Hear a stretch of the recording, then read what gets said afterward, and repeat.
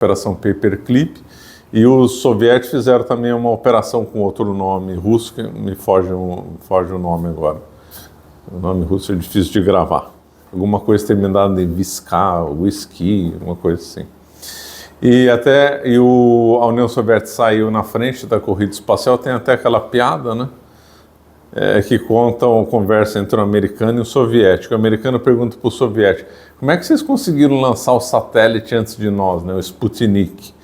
Aí o soviético responde: é que os nossos alemães são melhores que os seus. Quer dizer, os dois lados se aproveitaram da Alemanha, que apesar de ter uma produção industrial menor que a dos Estados Unidos, a qualidade da indústria alemã era superior. Então a indústria alemã, os carros eram de melhor qualidade, bom, até hoje, né? Os carros eram de melhor qualidade. A Alemanha que introduziu o avião a jato, primeiro combate aéreo a jato da história, foi na Segunda Guerra Mundial com caça alemão. O primeiro foguete direcionado foi da Alemanha, primeiro o V1, depois o V2. Primeira fotografia suborbital da Terra foi em cima de fotografia de um foguete V2, né? Os alemães lideravam também a indústria química, também. Tinham liderança em várias e outras áreas industriais também. A qualidade da Alemanha é uma coisa assim, impressionante. Então, tanto a União Soviética como os Estados Unidos se aproveitaram muito de toda essa tecnologia, né? Todo o programa espacial americano da NASA foi feito em cima do Von Braun, né? E em cima de outros, né, que então trabalharam lá, e da União Soviética e a mesma coisa, né. Então os dois lados então passaram a competir, coisa industrial, foguete, até nas Olimpíadas, né. Quem é mais velho lembra a rivalidade que tinha nas Olimpíadas, tudo feito na base de doping, né, e manipulação, roubo, umas trapaça, né, uma história assim suja que as pessoas não revelam porque quer dar a ideia das Olimpíadas ser uma coisa limpinha, bonita, para o esporte e tal. Aí os Estados Unidos desenvolveu um sistema de alianças, né, muito grande. A União Soviética também se desenvolveu um sistema de alianças. Eles nunca entraram em guerra um contra o outro, sempre eram guerras por procuração, chamadas de guerras proxy, né. Aí teve várias, guerra da Coreia, guerra do Vietnã, guerras na África, para tudo quanto é lado, tinha vários momentos de atrito, como a crise dos mísseis em Cuba, a crise de Berlim e outras, né, que motivou a crise de Berlim em 1961, levou à construção do Muro de Berlim, que foi então derrubado em 1989, né. Aí então, é mais ou menos esse quadro. E aí, para surpresa de muita gente que não esperava que o Império Soviético fosse desmoronar tão rápido, aí teve a ascensão do Mikhail Gorbachev em 1985, ele fez a perestroika e a glasnost, ele foi contemporâneo do Papa João Paulo II e contemporâneo do Ronald Reagan. Esses três acabaram sendo os principais causadores do fim da Guerra Fria, né? O Papa, então, fez uma aliança com o Ronald Reagan. O Ronald Reagan, apesar de protestante, gostava muito do Papa, recebeu ele nos Estados Unidos, mandou emissários para tratar com o Papa, um deles eu cito aí no livro, William Case, então, William Case sabia falar 8 línguas, o Papa João Paulo II também, 8 línguas. Eles podiam comunicar perfeitamente 8 línguas diferentes, impressionante, né? Aí eles escolheram conversar em italiano mesmo. O Case sabia falar polonês, que o Papa era polonês, sabia falar russo, que o Papa também sabia falar russo, alemão, espanhol, italiano, francês, inglês, impressionante. E aí eles escolheram falar em italiano, trocaram mapas, o Papa ficou surpreso com a qualidade dos mapas da CIA e tal. O Papa fez uma forte atuação na Polônia, apoiando o Sindicato Solidariedade do Lech Walesa. O Lech Walesa chegou a ser agente da KGB, né? Ele escondeu isso durante muito tempo na vida, mas depois foi revelado que ele era um ex-agente da KGB. Mas de fato ele foi o líder lá da redemocratização, né, da Polônia. Lembrando que ele esteve no Brasil, foi para Brasília, odiou Brasília, falou que aquilo ali tudo tinha uma alma comunista, que os prédios que ele visitou lá em Brasília lembravam os prédios da Polônia, que era tudo igual, tudo sem lógica. Achou a Catedral de Brasília horrível. Falou que o Niemeyer era não lembro que expressão que ele usou. Aí o Niemeyer respondeu que o Lech Walesa era um traidor da causa operária e tal. O Lech Walesa teve esse lado. Infelizmente, no final da vida, ele terminou mal, acusado de corrupção, teve esse caso da KGB, mas até então ele foi lá um grande líder na Polônia e apoiado pelo Papa, financiado pela CIA e tal. E a Polônia, o fim do Muro de Berlim, o fim da Guerra Fria, então, teve como epicentro, ou melhor, o lugar que começou, né, o começo do fim, como se diz, foram os acontecimentos lá na Polônia. E então aí gerou crise, atrás de crise, na Alemanha Oriental, na Hungria, etc. Então, até que em 9 de novembro de 1989, os alemães se juntam em torno do Muro de Berlim e começam a base de picareta de roubar um muro. Tem as filmagens na televisão, eu me lembro de ter visto isso ao vivo. Na época foi uma coisa impressionante, foi notável aquilo. E então agora, aí nós vamos fazer agora a ponte com a então Guerra Fria 2.0. Então, quando acabou o Muro de Berlim, a União Soviética ainda resistiu mais 2 anos, né, e colapsou. A linha dura tentou dar um golpe no Mikhail Gorbachev, não conseguiu. O golpe foi dissolvido pelo Boris Yeltsin, né? E aí conduziu, e a União Soviética acabou se extinguindo, né, por um ato do Gorbachev, um final melancólico, no dia 25 de dezembro de 1991. Então acabou a União Soviética. Quando aconteceu isso, teve alguns autores, né, que começaram a querer entender o processo. O mais famoso foi o Fukuyama, que escreveu o livro Fim de História. Eu não vou comentar, mas esse termo fim de história é mais profundo do que parece ser. Mas aí não cabe aqui analisar isso. Então ele disse que então que os Estados Unidos tinham vencido a Grande Guerra, então a Grande Guerra Fria, né? Então que o mundo ia passar por uma nova fase e tal. E aí durante os anos 1990, se eu me lembro perfeitamente, diziam que o comunismo tinha acabado, estava tudo finalizado, que agora eram novos tempos e tal, e que acabou, não vai ter mais atrito e tal. Então os mais otimistas estavam desenhando então um mundo mais próspero, um mundo sem guerra e um mundo onde a ideologia comunista ia acabar assumindo consumida, superada pela história, seria varrida pela história. Como nós vemos, essa análise foi extremamente ingênua e não é isso que nós estamos vendo, né? Então, o Yeltsin, ele tinha um problema, ele gostava muito de sorver líquidos, né? Então, ele tinha problemas aí com o álcool, né? Sorvia líquidos em grande quantidade. E aí, quando ele está em 1999, ele já não aguentava mais governar, né? E então ele indicou para o governo, né? Ou seja, ele preparou a ascensão então do Vladimir Putin, que era então um agente da KGB, né, que teve uma infância difícil. As habitações na União Soviética eram todas divididas, então um apartamento servia 2, 3 famílias. O Putin, que era de Leningrado, hoje São Petersburgo, dizia que ele morava uma família resolveu morar embaixo de uma escada durante um tempo. Né? Boa noite.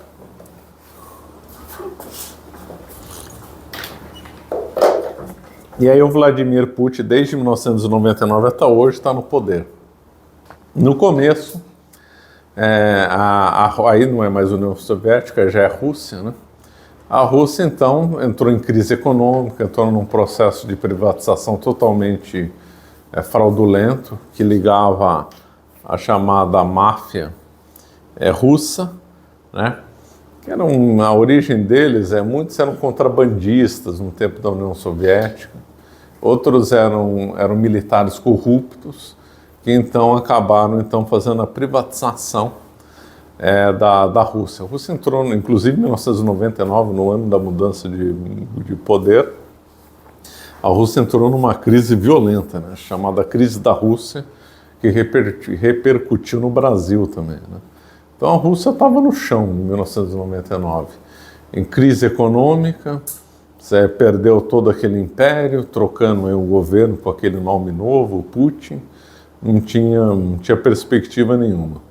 E o Putin, então, feita a privatização, né, começou uma série de reformas, só que a gente tem que entender que a Rússia é um dos lugares mais ricos, se não for o lugar mais rico do ponto de vista de minérios, né?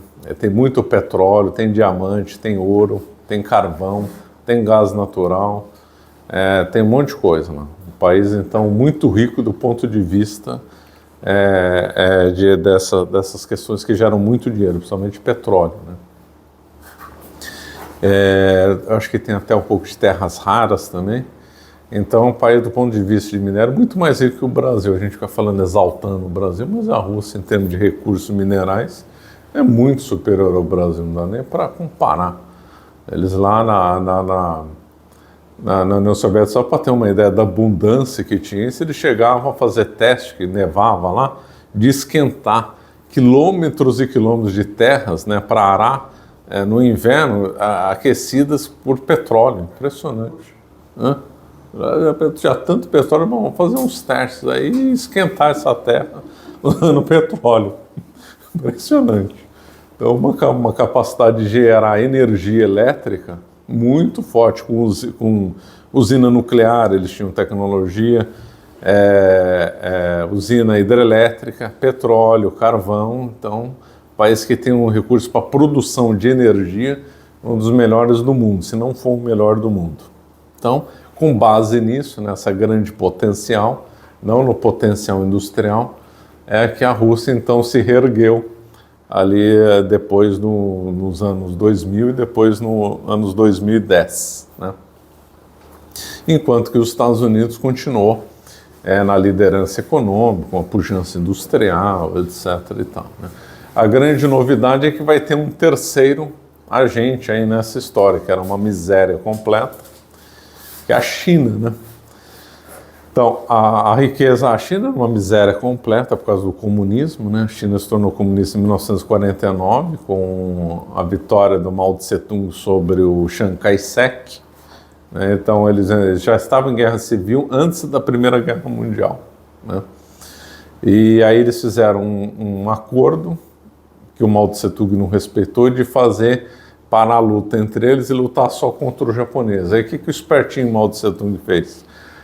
Guardou as tropas, enquanto que o Chiang Kai-shek é que lutou contra o japonês.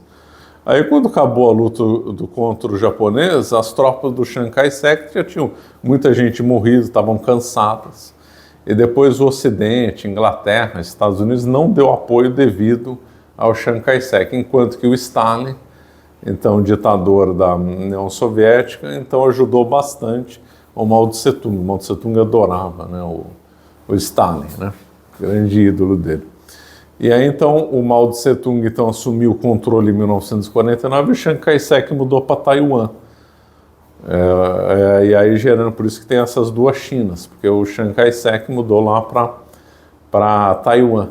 E aí ele era um ditador também. O Chiang Kai-shek era longe de ser um democrata, um ditador, mas foi feita uma abertura econômica em Taiwan impressionante, a ponto de... É uma ilha minúscula e que lidera a produção de semicondutores do mundo, quer dizer, um sucesso de tecnologia, de produção e de visão, né, estratégica. Aqui no Brasil nenhum presidente tem, né, uma tragédia que os governantes do Brasil. Alguém lá teve uma visão, eu só lembro, ele é vivo, né? É um industrial que fugiu o nome, conseguiu convencer o presidente da época de Taiwan a investir nisso. Então ele é um homem, ele é tido como o grande figura de Taiwan, não lembro mais o nome dele agora. Então Taiwan cresceu muito, né? E a China então era uma miséria completa, até que os Estados Unidos então resolveu fazer uma aliança. Aliança não, resolveu fazer uma distensão, resolveu fazer uma paz com a China. Não encontrei a palavra certa. Então os Estados Unidos não reconhecia a China continental como a representante do povo chinês, reconhecia Taiwan. Aí o Nixon, Richard Nixon, que era do Partido Republicano, visitou a China no tempo do Mao Tse-tung, em 1972, e resolveu então reconhecer a China comunista como representante do povo chinês, não mais Taiwan, né? É chamada então a política aí de extensão do Nixon, promovida por ele, pelo Rockefeller e principalmente pelo Henry Kissinger, que morreu recentemente, uns 100 anos de idade. O Henry Kissinger esteve na China quando ele tinha 99 anos, e ele foi recebido com honras do chefe de Estado pelo Xi Jinping. Impressionante, Xi Jinping tratou ele como um herói lá na China, porque ele foi um dos causadores. E até hoje a China não reconhece Taiwan como Taiwan. Não. Ela chama Taipei, né? Chinese Taipei. Você é um estado mesmo. E a maioria esmagadora dos países, inclusive o Brasil, reconhece a China. Tem um país que é honrado e que reconhece Taiwan: Paraguai. Paraguai, então, reconhece Taiwan como legítimo representante do povo chinês. Aí, tá vendo? Ponto para o Paraguai, hein? Coerente. Há uns tempos atrás, né, porque agora a China está fazendo uma nova visão de alianças comerciais, teve um início de conversa, faz tempo do quê? Faz isso uns 15 anos, mais talvez. Então, o Mercosul resolveu abrir negociações com a China. A China já brecou de cara, falou assim, não, o Paraguai reconhece Taiwan, então já vetou as negociações. Aí a China passou a fazer negociações bilaterais, China, Argentina, China, Brasil, China, Uruguai, né? E não visão de bloco como a União Europeia faz. Mas tem os produtos da China. E Paraguai tem tem laços estreitos econômicos com Taiwan, né? Então Paraguai reconhece lá Taiwan, né?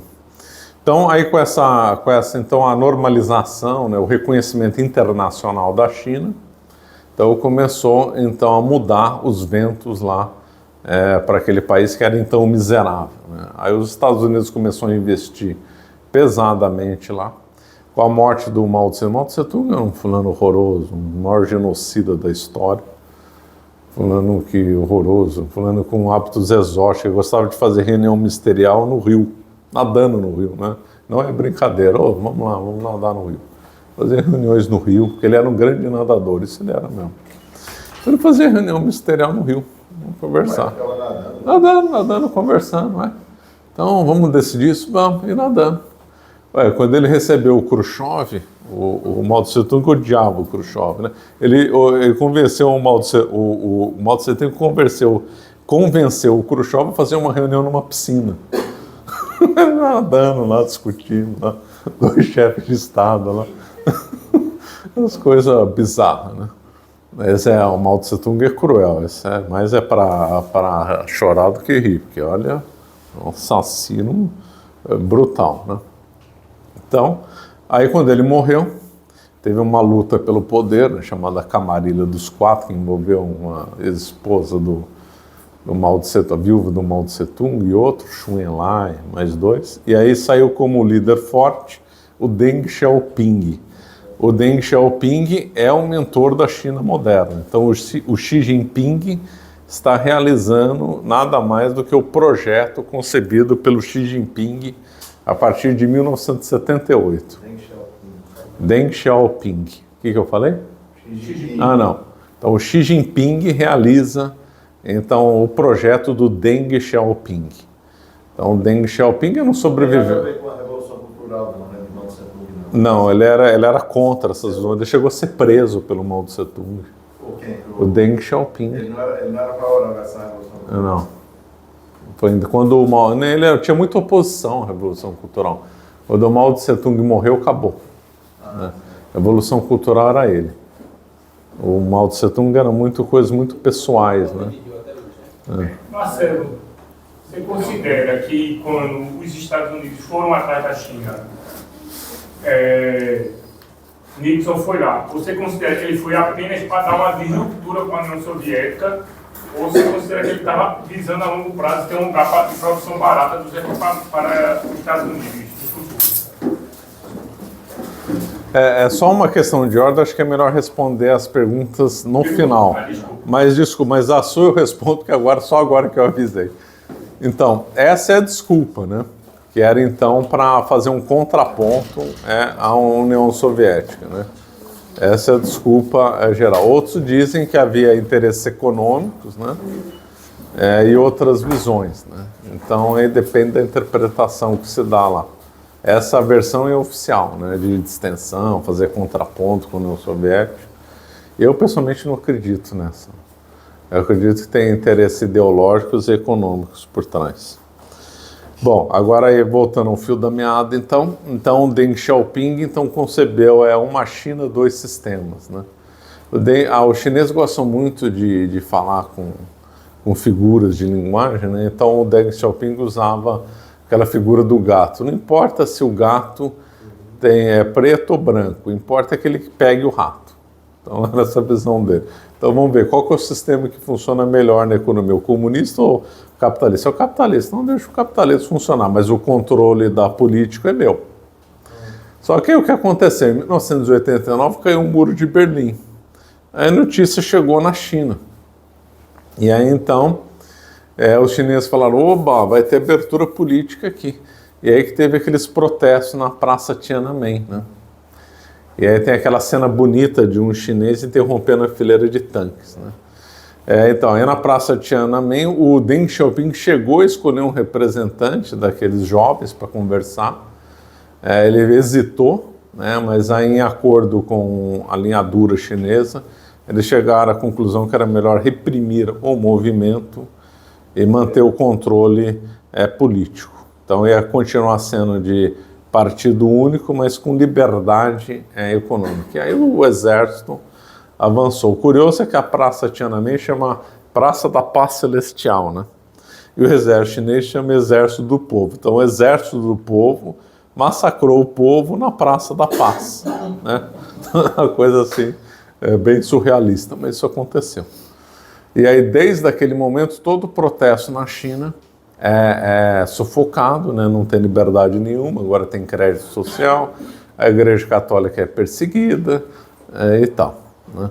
E a China, então, passou a conhecer então, um crescimento econômico inacreditável, saindo da miséria das pessoas que só vê pegaram a foto de Pequim, numa avenida movimentada, acho que começo dos anos 80, que só tinha um carro andando só, e só bicicleta. E a foto hoje, lotada de carro. Quer dizer, a foto não é de agora. Quer dizer, em 30 anos a China mudou de A a Z, da água para o vinho. Uma mudança realmente impressionante. Mas eu acho que a mudança mais radical que o mundo já viu, econômica, não foi nem da China, nem de Taiwan, foi da Coreia do Sul, né? A Coreia do Sul era um país extremamente miserável, a ponto de ser um dos países mais pobres do mundo, devia estar entre os 5 países mais pobres do mundo, saído da guerra da Coreia, e hoje, 2025, tem a renda per capita e IDH superior ao Japão. Quer dizer, uma coisa inacreditável a ascensão da Coreia do Sul. O milagre do Rio Han provavelmente foi o reviravolta econômica mais impressionante que o mundo já viu.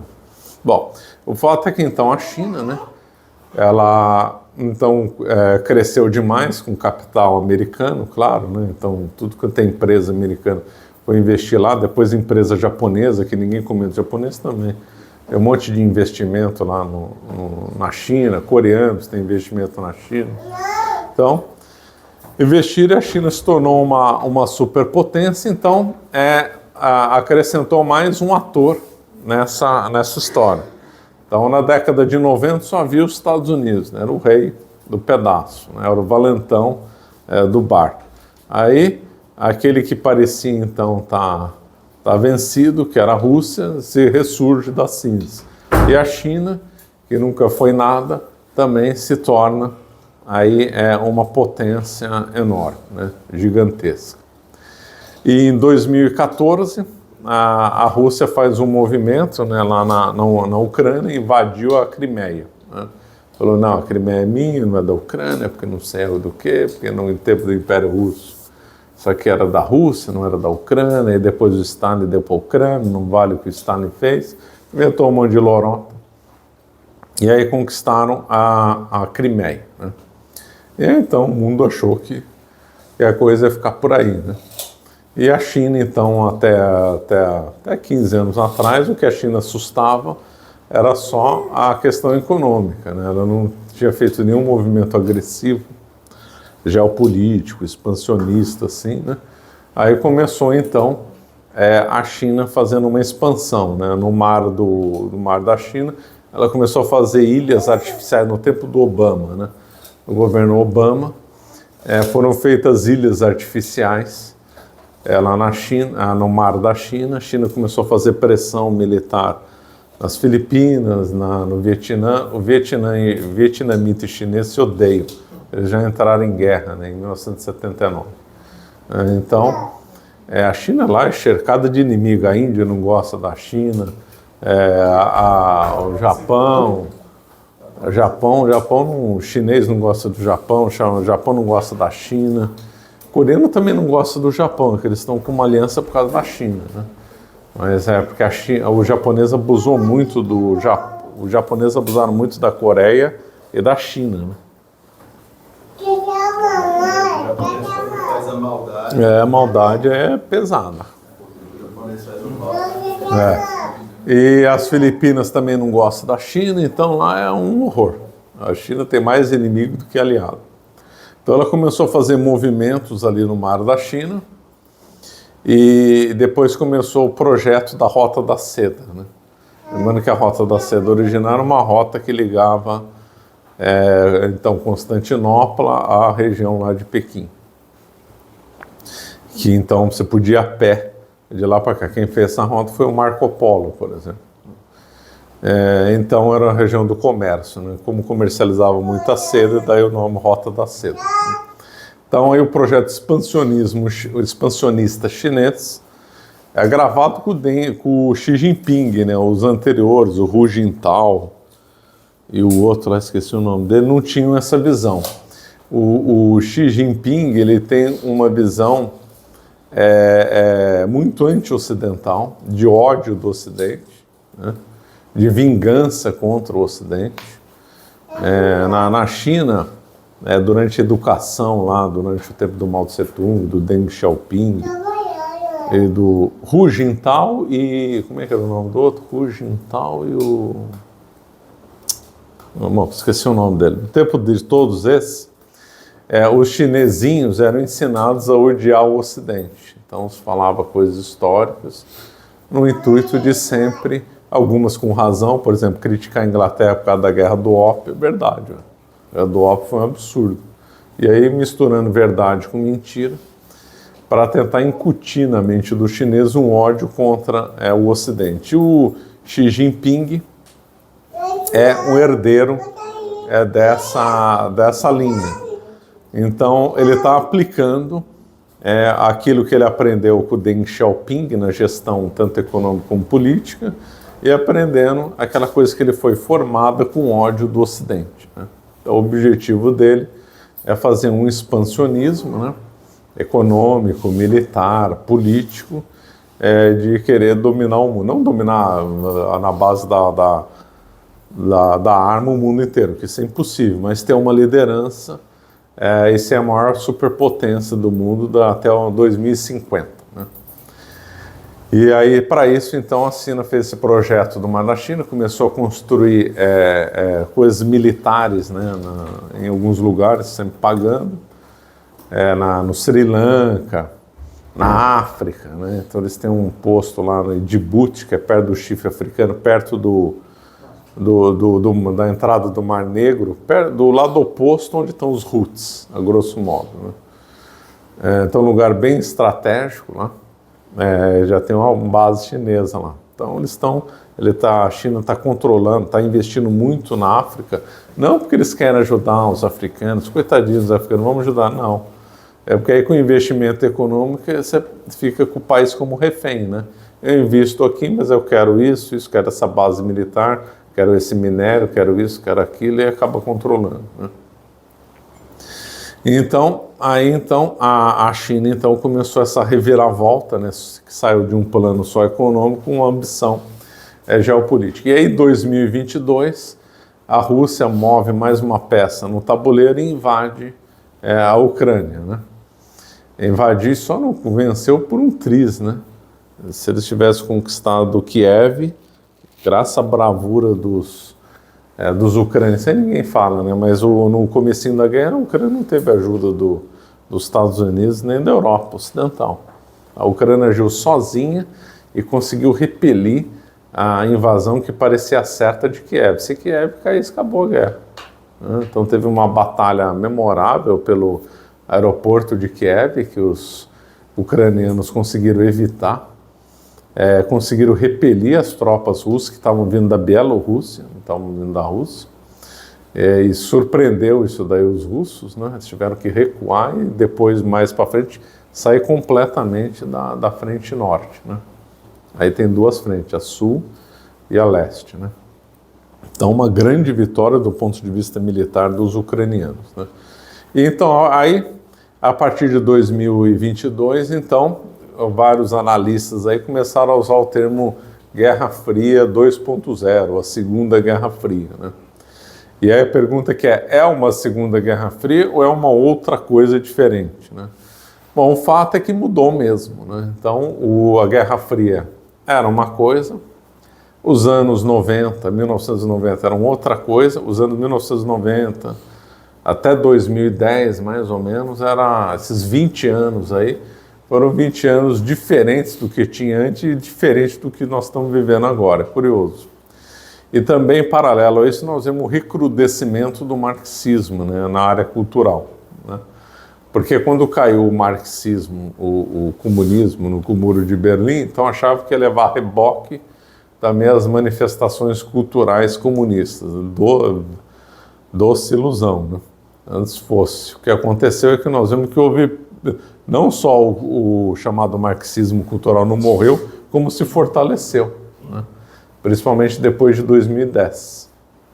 Então o marxismo cultural se recrudesceu, tendo essa visão delirante aí, o woke, como consequência disso, né?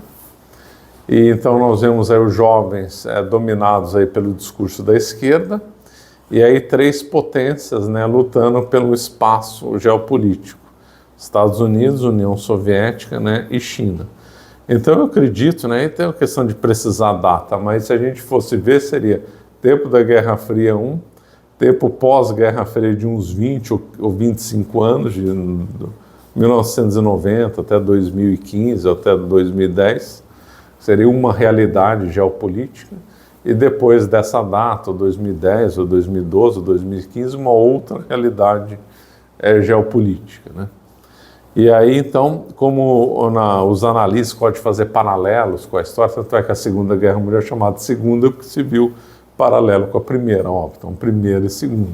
Então sempre se fala, uma nova coisa, então aí se fala, então, se é atualmente uma Guerra Fria ou não, né? Então, tem pontos de semelhança e pontos que são diferentes. O que é diferente? Diferente, óbvio, é que tem um ator a mais aí que a China, né?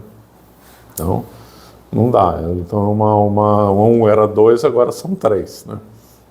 Então, esse é um ponto de diferença. Outro que os tempos são diferentes também, né? Aqueles tempos da Guerra Fria não tinha internet, não tinha uma comunicação muito rápida, né? A decadência moral da sociedade era menor do que hoje em dia, né? Já visto no Brasil, né? Não é nem para comparar o Brasil dos anos 50 com hoje. Parece outro país.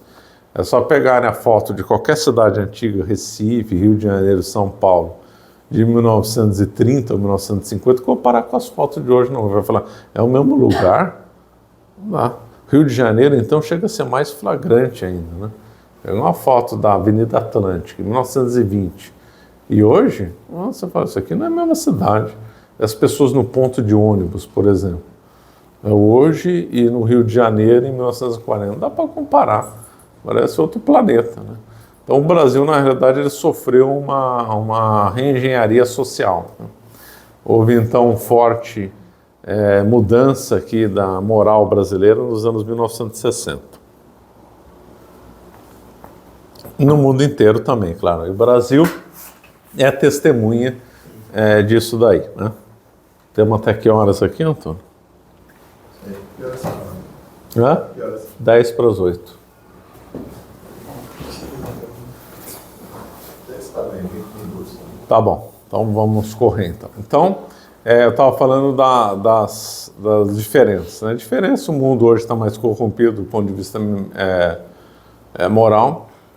De outro lado, são 3 potências, não 2. E também de outra coisa semelhante, que é diferente, o jogo de alianças. Né? O jogo de alianças na Guerra Fria é muito claro, ou todo mundo está de um lado ou do outro. É verdade que teve o chamado terceiro mundismo, né? Ou os não alinhados, mas aquilo era uma ficção. Um país secundário, na prática eles eram ora aliados de um, ora aliados do outro. A realidade da Guerra Fria ou era com um ou era com o outro. E hoje não. Né? A rede de aliados que a Rússia tem, não tem um aliado como tinha na época da União Soviética. A China, de aliança mesmo, no estilo da Guerra Fria, não tem nenhum. Não, tem um só. Tem 2 agora, né? A Coreia do Norte e o Afeganistão. Talvez um outro africano, mas não é daquele estilo que a União Soviética e os Estados Unidos teve. Os Estados Unidos, sim, nesse ponto ele é melhor. Ele conservou as alianças que ele tinha do tempo da Guerra Fria. A OTAN existe até hoje. O Pacto de Varsóvia, que era equivalente soviético, se desfez. Né? Então, do ponto de vista de aliança, aquele que preserva mais as alianças da Guerra Fria é os Estados Unidos. A Rússia não tem mais esse jogo de alianças como tinha na Guerra Fria, e muito menos a China. Né? E quais são as semelhanças? A semelhança é que o mundo não está num ambiente de paz, né? O mundo está com uma alta tensão, né? Uma tensão que lembra muito a Guerra Fria. É isso que os analistas então comentam. O ambiente de tensão hoje lembra o ambiente de tensão da Guerra Fria. Aí sim. Aí concordo plenamente. Né? Aí é o mesmo ambiente de tensão. Aí nesse ponto a Guerra Fria 2.0 mesmo. E quais são esses pontos de tensão? China, Extremo Oriente, a China ameaçando Taiwan. Se vai invadir, não vai, quando vai invadir, se vai conseguir invadir. Então é um ambiente de tensão lá no Extremo Oriente que pode escalar, porque o Japão odeia a China odeia o Japão. A Coreia do Sul pode, então, agora a Coreia do Norte vai me invadir, vou ter que defender. E o Vietnã pode ficar com medo, porque invadiu Taiwan, a China vai poder querer revidar 79, querer invadir o Vietnã inteiro. Então, é aquilo ali, se a China invadir Taiwan, para aqueles países que são próximos da China, eles vão pensar, eu vou ser o próximo. Aí Filipinas vai pensar isso, o Vietnã, Japão, Coreia do Sul vão pensar, eu vou ser o próximo. Então lá é um ambiente de tensão, né? O Extremo Oriente vive isso, o Japão está se rearmando, o Japão produz os melhores submarinos não nucleares do mundo, né? Submarinos com motor diesel e elétrico, são 2, né? Quando ele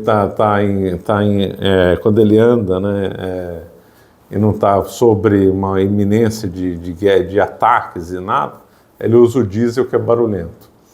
Aí quando ele quer se esconder, usa o elétrico, né? E o elétrico é praticamente invisível. Então o Japão tem os melhores submarinos não nucleares do mundo, né? Então está se armando, a Austrália também está se armando, né? Então os países ali estão se armando. Então foco de atenção. Lembrando que a Índia, que atualmente é o país mais populoso do mundo, tem as suas rixas históricas com a China também, né? E a China é aliada do Paquistão, né? E o Paquistão e a Índia se odeiam. Então ele tem 2 focos de tensão próximos: Índia e China, e Índia e Paquistão. Então um jogo que muitos poderiam pensar seria o seguinte: China invade Taiwan e Paquistão ataca a Índia, para evitar a Índia de atacar a China, né? Fazer um jogo dessa linha, né? Então muitos temem que a invasão de Taiwan gere o chamado efeito efeito bola de neve, né? Como aconteceu na Primeira Guerra Mundial. A Primeira Guerra Mundial não foi assim, todo mundo declarou guerra com todo mundo, não.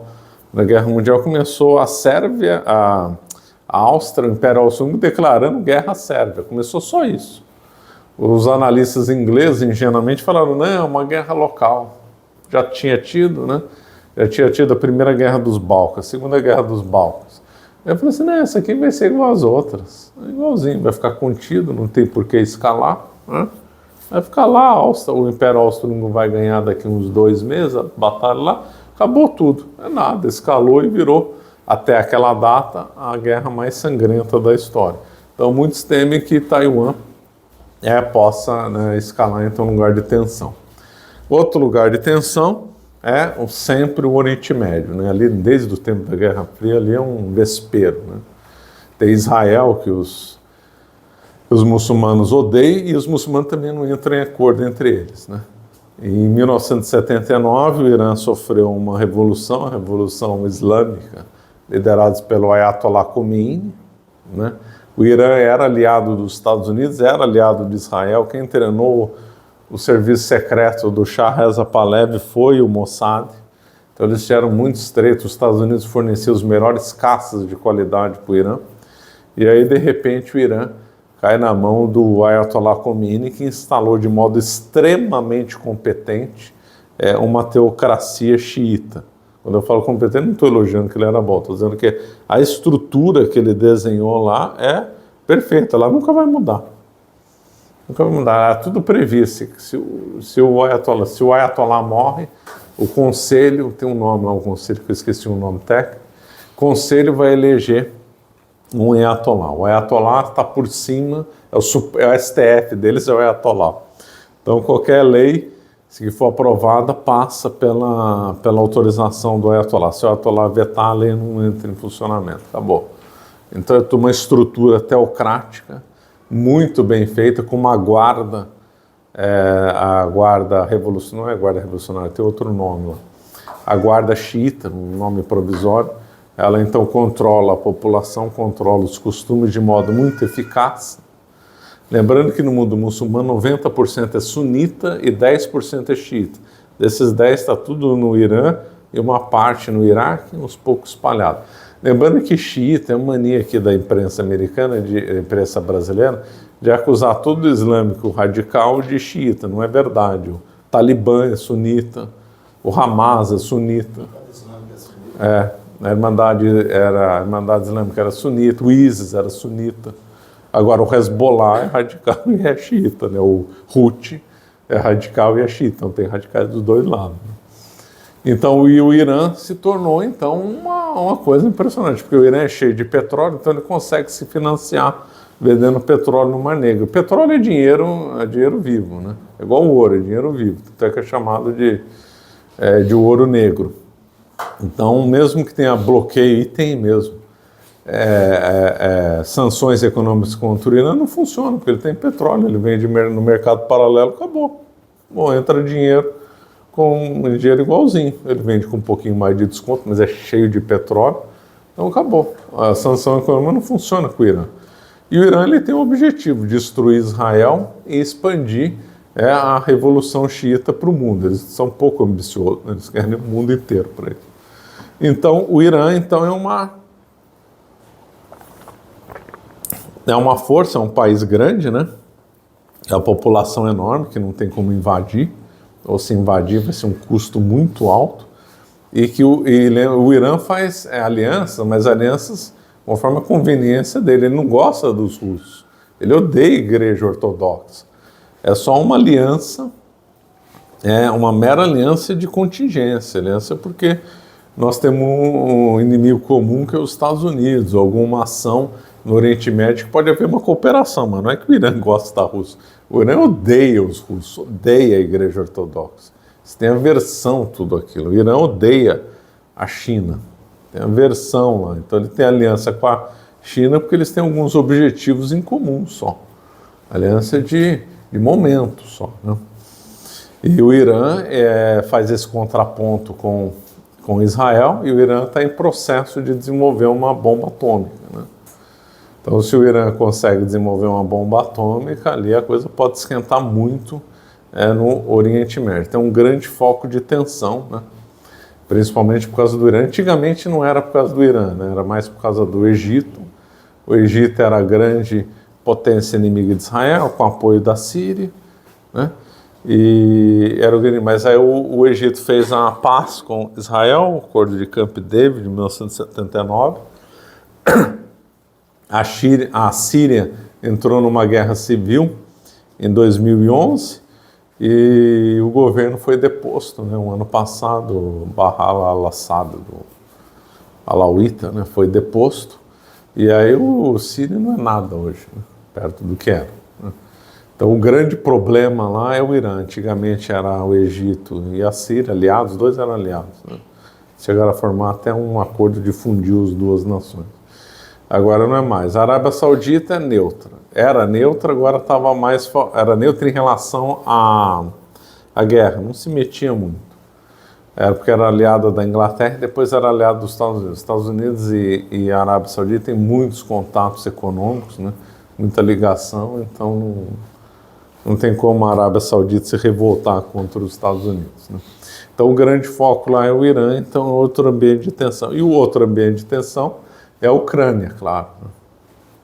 Porque se a Rússia consegue vencer a Ucrânia, aí os países bálticos vão falar agora não é a nossa vez, a Finlândia vai falar agora é a nossa vez, a Romênia vai falar aí, o Putin vai querer invadir, então é outro ambiente de tensão. Por isso que os europeus vão fazer de tudo para que o Putin não vença essa guerra. Os alemães, a OTAN estava morta, né, antes da guerra.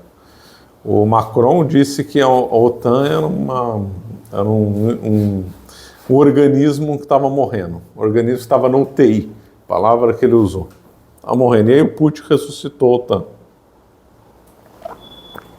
A Alemanha investia menos 1% do PIB, nem isso, triplicou os investimentos bélicos, né? E quando a Alemanha se arma é um problema sério, todo mundo fica preocupado. E a Alemanha com armamento, eles são muito bons, né? Eles têm uns tanques e artilharia de primeira. Eles desenvolveram os tanques não é o único que tem, mas a deles é excelente. Tanques com defesa ativa, né? Então tem filmagens que são inacreditáveis. Então pega um tanque com defesa ativa e um monte de bomba jogando nele. Aí sobe um monte de fumaça, né? Você fala, o tanque está destruído. Aí aparece ele andando.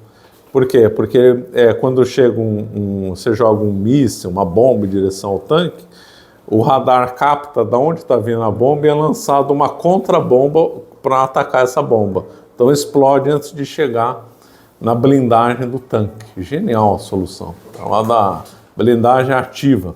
Isso é alemão, Em alemão. E aí, então, é uma tecnologia assim de primeira. Então, quando a Alemanha se rearma, aí o mundo já fica preocupado, né? Porque a Alemanha, historicamente, é complicado. E a Alemanha agora está, eu acho que nos próximos, talvez o ano que vem, ou mais uns 2 anos, vai ser a terceira maior investimento militar do mundo, superando a Rússia. Eles estão investindo pesado. O maior investimento militar é os Estados Unidos, disparado, depois a China, e o terceiro a Rússia, mas chegou a ser o terceiro a Arábia Saudita há uns tempos atrás. Porque a Arábia Saudita odeia o Irã, né? Eles são inimigos. E a Arábia Saudita apoia um lado da guerra civil do Iêmen, e o Irã apoia o outro lado. Então eles ficam se armando. E eles têm uma guerra proxy lá, né? A Arábia Saudita e o Irã têm uma guerra proxy no Iêmen, né? E tal. Então, era a Arábia Saudita. A Arábia Saudita diminuiu um pouco, agora é a Rússia, mas se a Alemanha continuar crescendo, vai ser a terceira aí, produzindo. Eles têm uma das melhores empresas de armas do mundo, que é a Rheinmetall, uma coisa assim. Então, se eles começarem a produzir muito, aí eu vou ficar assustado. O fato é que se a guerra da Ucrânia pode escalar, né, o Putin, se ele endoidar, ele apertar um botão vermelho que joga uma bomba atômica, aí o mundo corre o risco de ter uma guerra nuclear, né? Então, são esses 3 focos de atrito, da China, o do Oriente Médio e o da Rússia, que lembram muito a Guerra Fria, né? Lembram muito a crise dos mísseis, a crise de Berlim e outras, né? A Guerra do Vietnã lembra também. Então, o panorama lembra assim muito aí a Guerra Fria 2.0. O que vai acontecer no futuro, não faço a menor ideia. O Brasil era igual da Guerra Fria, totalmente periférico, irrelevante. Como diz, Israel, né? O Brasil é um nome diplomático. Ninguém fala do Brasil. Ainda bem, né? Porque não tem bomba, nada. Não, mas o STF vai garantir a paz, porque se alguém invadiu, o STF manda prender, acabou o problema. Mas Não vejo problema. Com o agronegócio não, Hã? Ah, mas isso não é. Mas não, isso é uma relevância, mas não é uma relevância assim do nível de outras potências, né? Não é.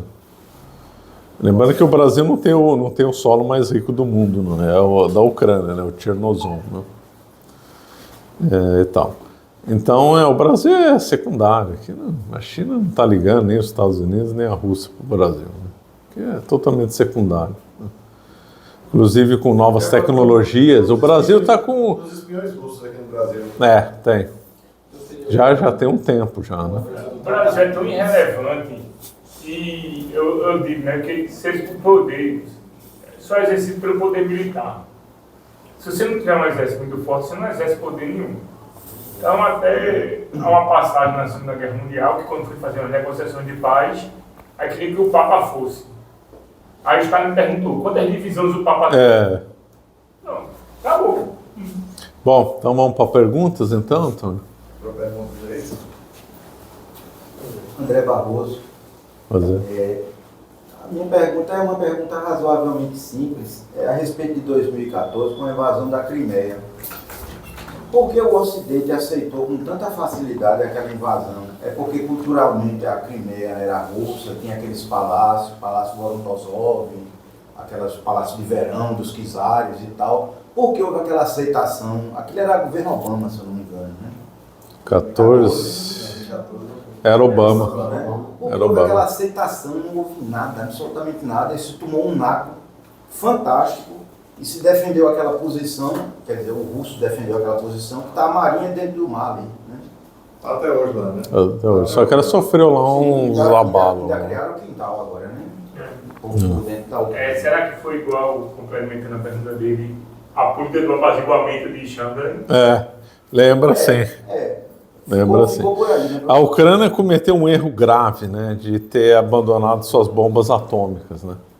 Foi no acordo. Foi no tempo do Bill Clinton. O Bill Clinton disse que se arrependeu disso, né?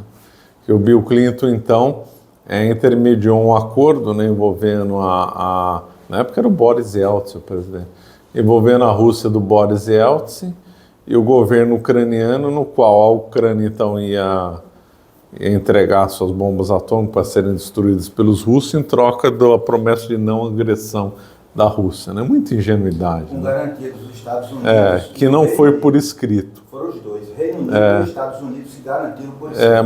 Mas o texto é dúbio. O texto não é claro. Não é igual o texto da OTAN. Não é igual o artigo 21 da OTAN que fala qualquer nação pertencente a essa organização sofrer um ataque, as outras responderão. É uma coisa dúbia. Eu não lembro mais se será que se a Ucrânia sofrer uma invasão, a gente promete ajudar, mas ajudar como? Tacar o outro, dar alimento, falar, vai lá, meu amigo, luta lá, que a gente apoio moral. Não. Ficou uma coisa assim, foi uma traição daquele governo ucraniano de entregar as bombas atômicas. Então, aí voltando à questão, em 2014 eu acho que foi aquilo lá mesmo, política do apaziguamento. Você vai ficar só com a Crimeia, deixa, vai, tudo bem, não vamos criar atrito com isso. Aí quando veio 2022, aí a coisa falou, não, eles querem mais, agora não, agora acabou. Agora acabou, a coisa tá séria, não, acabou. Como é que no campo ideológico essa guerra fria 2.0? Aí no lado 2, da 1.0, da 1.0 era claro a briga ideológica entre o capitalismo e o comunismo. E nesta agora, né? Então, boa pergunta, nessa não tem, né? Não tem claro, é tudo meio misturado. É a ascensão de que tipo de ideologia? Agora teoricamente da Rússia a teoria do quarto poder do Dugin, da China é o bissistema, né? Sistema misto, capitalista e comunista, e os Estados Unidos o American Way of Life. Mas não é tão claro, né? Não é assim tão claro como era na Guerra Fria, né? Culturalmente os Estados Unidos caiu muito, né? Bastante. Né? E ele perdeu em em relação ao mundo, ele perdeu poder econômico. Isso que eu falei, no começo da Guerra Fria, ele tinha 50% do PIB mundial, hoje é 25%. Então ele é metade mais pobre em relação ao mundo inteiro do que ele era no começo da Guerra Fria, né? E a questão também do monetário, né? Os Estados Unidos passou a ser 55%, né, do PIB. 50% do PIB. E toda a economia é baseada no dólar hoje. Como é que fica esse poderio americano? Continua, né? O pessoal fala, a China vai controlar o sistema financeiro. Não vai nada. Quem que vai confiar no yuan? Ninguém. Todo mundo vai na hora do desespero, vai correr no dólar, acabou. E depois tem uma outra questão também. O sistema financeiro, do ponto de vista burocrático, ele é centralizado em Basileia, né? Então, Basileia decide tudo que é relacionado a banco no mundo. Por isso que os bancos são classificados conforme o índice de Basileia, né? Então, e Basileia manda um monte de disposições para bancos, instituições e tal. Se esses bancos e instituições não respeitam as coisas de Basileia, esse banco é excluído do sistema financeiro, né? E quem manda no BIS, o maior acionista do BIS, adivinha quem que é? O Fed americano. O Fed americano não é governamental, como é misto, na realidade. Ele é uma parte governamental e uma parte privada, né? Ele é uma parte privada e uma parte governamental só. Ele, na realidade, ele foi criado para proteger os bancos americanos, não para proteger o sistema financeiro americano. No final das contas, os Estados Unidos se fecham. Porque até 1903, quando foi criado o Fed, não tinha Banco Central. O Banco Central é uma questão, até 1903, muito delicada nos Estados Unidos. Por quê? Porque tinha duas visões. Uma que era contra, porque já teve uma tentativa de fazer um Banco Central nos Estados Unidos e não deu certo. Os centralistas dos Estados Unidos, liderados da linha do Hamilton, que é um dos Founding Fathers, eram favoráveis à criação de um Banco Central. A linha do Thomas Jefferson, que era adepto da descentralização, era contra. Isso era uma grande disputa nos Estados Unidos ideológica, não tem que ser contra, não tem que ser a favor, tem que ser contra. Então, quando foi aprovado o Fed em 13, foi um escândalo, porque aquilo lá era uma questão séria, não era só uma questão burocrática. Tanto é que ele foi aprovado na calada da noite, foi aprovado na véspera de 3, 4 dias antes do Natal. Os senadores que eram contra o Fed estavam de férias, aí convocaram uma sessão só com os que eram favoráveis ao Fed, que lá foi tudo aprovado em esquemas muito suspeitos. E o Woodrow Wilson, que era o presidente na época, né, presidente bem centralizador, acabou ajudando aí nesse processo. Mas o que acontece é que eram os bancos americanos que queriam muito isso, porque tinha muita quebradeira de banco, né? E o que o Fed funciona? O Fed originalmente funciona para salvar banco. Essa que é a origem dele. Porque o Fed, ele é o dono, ele não imprime fisicamente o dinheiro, mas ele é o dono do cofre. Então, se um banco está lá mal das pernas e precisa de um crédito de 10 bilhões de dólares, o Fed vai lá e empresta para ele, né? Empresta para ele e aí salva aí o sistema. Então, o Fed originalmente foi feito por banqueiros e, mediante lobby e acordo com o governo do Woodrow Wilson, eles se reuniram numa ilha antes, chamada Ilha de Jerk, alguma coisa assim, para discutir como fazer isso. Então, é uma coisa feita por banqueiros para proteger o sistema deles, né? E esse FED, depois os Estados Unidos cresceu, ficou a maior potência do mundo, fizeram o Bretton Woods em 1944, colocando o dólar como a principal moeda, criaram depois o BIS e depois os índices de Basileia, e aí em 1971 Nixon acaba com o padrão ouro, transformando o dólar numa moeda fiduciária, né? Então não tem laço nenhum mais em ouro. Durante toda a história da humanidade, as moedas tinham algum laço, ou prata, ou ouro, ou bimetálico, alguma coisa baseada no mundo real. Então no Império Romano se pagava salário com sal, que é uma coisa da realidade, tinha valor econômico. É confiança, de confiança, ideológica. E que por sua vez é lastrado em dívida. Porque quando o Fed emite lá 20 bilhões de dólares para salvar o sistema, ou dar mais liquidez para os bancos, né? Ele é dívida, que vai ter que retornar dali não sei quanto. E como é que paga a dívida? Lançando mais título. Aí o governo americano precisa de crédito, toma crédito dos bancos ou da população, igual o Brasil, Tesouro Direto, é o governo tomando dinheiro da população para retornar dali 3, 4, 5, 30, 40 anos, né? Os Estados Unidos, então, tanto o governo fica, então, pegando empréstimo para poder custear os seus gastos, que são muito maiores que a receita. Sempre, como é que ele paga uma dívida? Com outra dívida. Como é que ele paga outra dívida que venceu? Com outra dívida. Então vai rolando, vai rolando, vai rolando. E se espera que um dia, se ele não vai conseguir mais, aí nós vamos viver a maior crise da história. Vai crescendo. Não seria a raiz desse movimento? Dívida não se paga, se rola. Essa é a frase do Delfim Neto. Delfim Neto. Dívida não se paga, Se rola. Isso aí. Ô Marcelo, assim... Peraí, só deixa ele falar aqui. Então, esse movimento do Donald Trump seria justamente isso, que no momento em que o padrão dólar, os Estados Unidos ele assume a inflação do resto do mundo. E vão emitir e tal, isso que acontece. Então, hoje o que é que acontece, que eu vejo? Os Estados Unidos têm a moeda e a China tem as indústrias. Essa é a questão que existe hoje. Então o Donald Trump faz isso aí, tentando voltar. Eu acho que até baseado no Hamilton, que era mais voltado, né, para essa questão. Mas por as indústrias já. Porque hoje já, vamos entrar uma guerra, vai ter uma guerra. Os americanos vão fazer o quê? A China disse, não vou mandar material para você não. Fica aí com a tua moeda. Então, esse é um problema. No curto prazo, os Estados Unidos sofreria. No longo prazo, a China quebraria, porque toda a tecnologia está nos Estados Unidos. Patentes, marcas, né? As marcas mais valiosas do mundo são todas americanas. Aí sai, não vou mais produzir na China, vou produzir na Índia. Quebra a China, acabou. As pessoas só compram produto chinês porque a marca é americana. Esse foi o acordo agora que... Enfim, o tarifaço do Donald Trump fez o quê? A Apple, algumas empresas americanas falaram assim, não, vamos tirar da China e vamos jogar na Índia. Isso. A Índia veio e fez um acordo, forçou o quê? Justamente a China a sentar lá. Acertar, exatamente, é isso aí. Porque a China pode levar alguma vantagem geopolítica com isso, mas no médio prazo ela quebraria. Se os Estados Unidos conseguir subir os impostos da China lá e proibir empresa americana e convencer o Japão a tirar as empresas de lá, o que não é difícil, acaba com a China. O segundo maior investidor era o Japão. A China não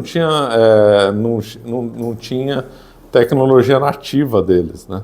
Tecnologia americana ou japonesa. E hoje também as principais, ou é americana, ou é japonesa, ou é alemã.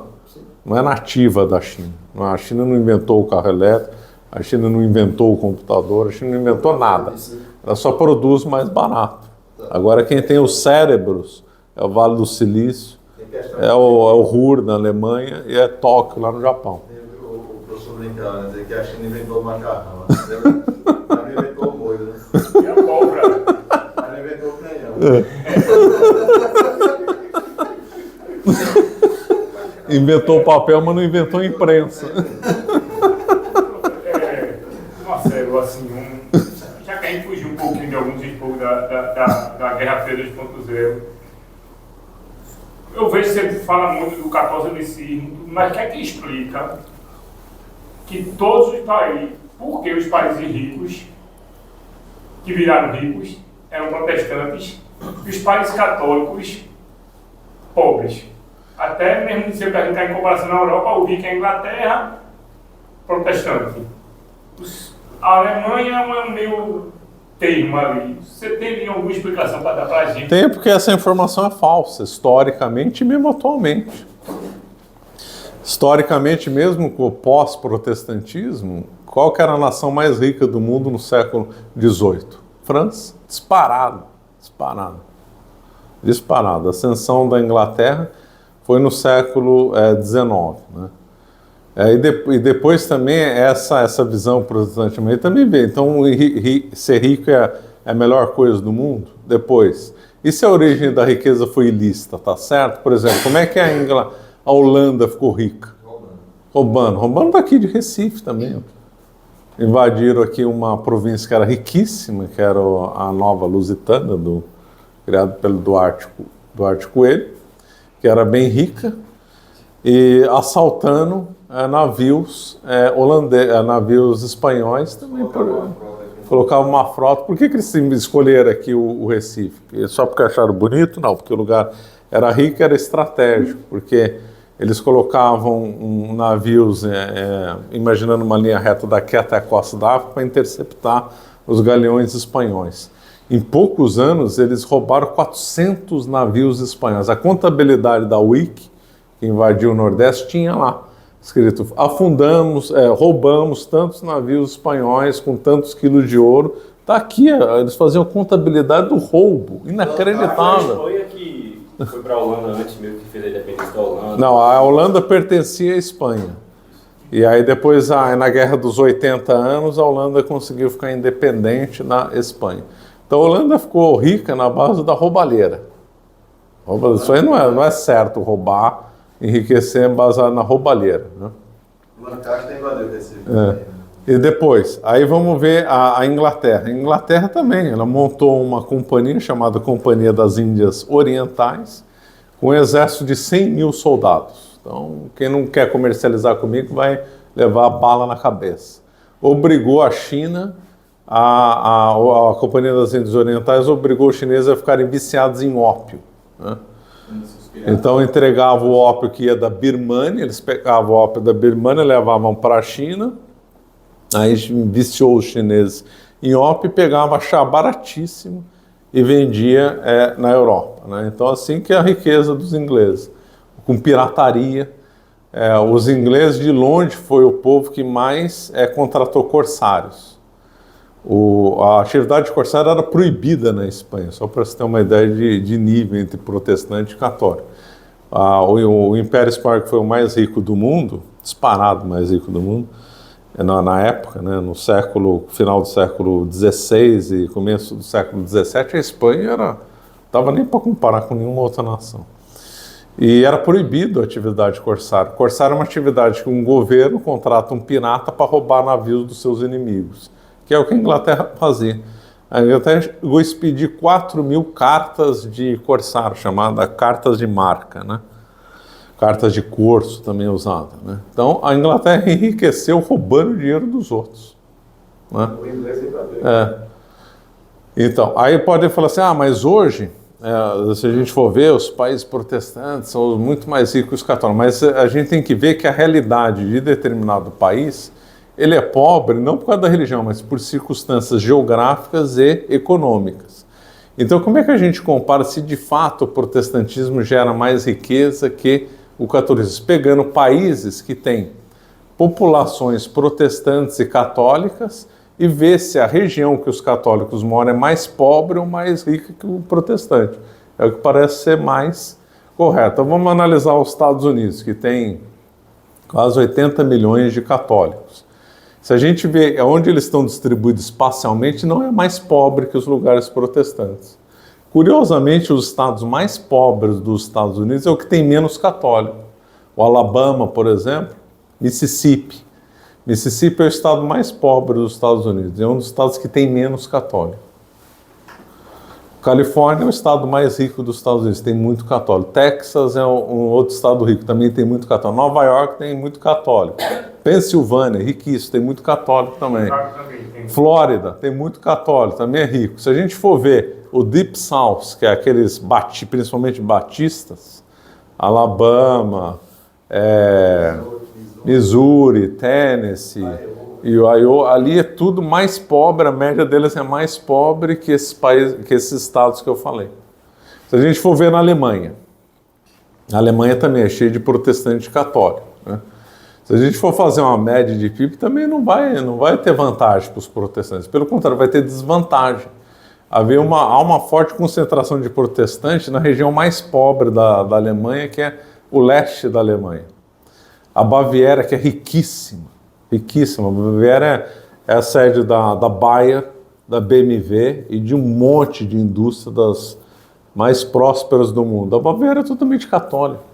Baden-Württemberg, também riquíssimo, católico também. Então nós vemos que país que tem que são riquíssimos, Estados Unidos e Alemanha, que tem, a Alemanha tem um terço de ateu, um terço de católico, um terço de protestantes. Os protestantes não levam a vantagem lá. E os Estados Unidos, que tem uma população católica também robusta, a gente vê que onde eles têm forte concentração não são mais pobres, então isso é lenda. Lenda. O Brasil não é pobre por ser católico, o Brasil é pobre por outras razões. Pelo contrário, quando o Brasil era mais católico, do ponto de vista na colônia, que era riquíssima, aqui a região, já falei, a região aqui do Nordeste, o que prova que o Brasil, aliás, que o Brasil era mais rico que as 13 colônias? Quantidade de escravos que entraram no Brasil, claro. Escravos eram, infelizmente, né, era tratado como mercadoria. E era caro um escravo, não era coisa barata, caríssimo. E o Brasil recebeu muito mais escravos do que as 13 colônias. Se as 13 colônias eram ricas, tinham trazido mais escravos, né? Então as 13 colônias estavam longe de ser ricas. É tudo mito. Tudo mito. Aí podiam falar assim, por que então eles conseguiram vencer a poderosa Inglaterra? É que eles não lutaram sozinhos. A França e a Espanha lutaram do lado dos colonos ingleses. A cidade mais rica das Américas era a cidade do México, que é 100 mil habitantes, uma potência. A Nova Espanha foi a colônia mais rica do mundo, totalmente católica. A moeda, isso aí vocês podem ver, vocês vão falar, falando é mentira, podem ver que é verdade. A moeda da Nova Espanha, depois México, circulou oficialmente nos Estados Unidos, até 1850, mais ou menos. Os Estados Unidos não tinha como emitir moeda, não era rico. A moeda do México circulava na China, o peso mexicano, era a moeda oficial dos Estados Unidos, chegou a ser. É lenda que o catolicismo não produz riqueza, né? Vai na França, por exemplo, patrimônio católico, lá, a riqueza que foi aquela nação, que foi o maior esplendor que o mundo já viu, né, em termos de arquitetura e de desenvolvimento. E ainda como uma curiosidade, hoje eu estava vendo um negócio de IDH e PIB, atualmente o país com a maior renda per capita do mundo é a Irlanda, católica, né? Outro, segundo, acho que é o segundo colocado, Luxemburgo, católico. Cidade do Extremo Oriente mais rica, autogerida, Macau, foi católica. Quer dizer, então é tudo lenda, tudo lenda. Aí eu falo, mas o Max Weber escreveu o espírito protestante, demonstrando que venceu. Mentira, ele mentiu dados, né? Tem um historiador, que aliás é inglês, então não é historiador católico, né, que diz lacramente no livro, o Max Weber perverteu os dados, as fontes dele não são confiáveis, né? É uma questão que eu sei que fiz muito dúvida, a gente é muito batida nisso, né? É tudo mentira. Outra coisa também é que vale a culinária dos países católicos. Aí está de goleada, né? É covardia comparar. É covardia. Aí comparar a Inglaterra com a França, não está de chorar, né? Boa noite. Pegando esse gancho, o senhor pode discorrer um pouco sobre a influência da Guerra Fria 2.0 sobre os rumos da Igreja, também traçando um paralelo do contexto da Guerra Fria, da Igreja Católica na década de 60, do Concílio Vaticano II. Se o senhor puder discorrer um pouco sobre isso. Então, a Guerra Fria é 1.0 real, né? Teve 3 momentos. Primeiro momento do Pio XII. Pio XII morreu em 1958, né? Então ele viveu o começo da Guerra Fria e ele era visceralmente contrário ao comunismo, né? Então ele, decreto de 1949, excomungava quem votasse no Partido Comunista. Estava excomungado, acabou. Lembrando que esse decreto não foi revogado, né? Então quem votar no Partido Comunista... ele conseguiu impedir o Partido Comunista mais forte do Ocidente, era o italiano, o PCI. E graças à ação do Pio XII, ele impediu o comunismo de dominar na Itália. Até os católicos faziam uma coisa engraçada na urna, na propaganda, né? Não vote no Stalin, porque o Stalin não está vendo onde você está votando, mas Deus está vendo onde você está votando. Então... não vote no Partido Comunista, que você vai estar excomungado. Então, o tempo do Pio XII foi de forte ataque, Nessa mesma época, o Brasil, olha que era outro Brasil, hein? O Brasil não tinha relações diplomáticas com a União Soviética. O Brasil, os padres, bispos, população em geral, tinha aversão ao comunismo, aversão completa. Né? Se fazia rifa de arma em parou aqui é qualquer. Vamos rifar uma arma na frente da fazenda. Tinha propaganda de arma no jornal, isso eu vi no Brasil. Na Mesbla, vendia arma. Né? Outro Brasil. Na Mesbla vendia arma, Mapping vendia arma. No balcãozinho. No balcão vendia arma. Você mostrava o RG, trazia antecedentes criminais, aí uma semana seu porte estava aprovado, acabou. Aí, então, o que eu estava falando mesmo? Aí foi o primeiro momento do Pio XII. Aí mudou com o João XXIII. Né? Os primeiros movimentos do João XXIII foi na linha do Pio XII. Né? O João XXIII pediu um decreto pouco comentado em 1959, 10 anos depois de 49, reiterando o que Pio XII tinha falado. Né? Mas aí veio o Concílio Vaticano II, veio o Acordo de Metz, feito em 1960, no qual a Igreja Católica não ia condenar o comunismo, né? Assinado pelo cardeal de Serran, do lado da Igreja, e assinado pelo patriarca ortodoxo de Leningrado, também agente da KGB, Nikodin. E aí fizeram um acordo vergonhoso de não condenação ao comunismo. Aí veio o Concílio Vaticano II e a bomba que foi, e aí o Paulo VI instituiu a chamada Ostpolitik, de não confrontação com o leste europeu. Né? Então não ia confrontar, não ia condenar, vamos fazer política do apaziguamento, lá e tal. Isso aí. E aí então foi a segunda fase da Igreja em relação à Guerra Fria. Né? Aí essa política da Ostpolitik foi até 1978, com a eleição do João Paulo II. Nos primeiros anos o João Paulo II não fez movimentos significativos, mas aí depois começou a atuar, né? Acho que no primeiro ano ele não fez, já no segundo já fez, 79, porque já começou a se movimentar. E aí houve a mudança, né? O João Paulo II então fez atuação contra o comunismo na Polônia geral, foi um dos principais causadores do fim da Guerra Fria. Então nós temos a Igreja 3 momentos, a primeira do Pio XII, a segunda do João XXIII e do Paulo VI, e a terceira fase do João Paulo II. O Brasil, ele ficou contra a União Soviética até o governo do Jânio Quadros.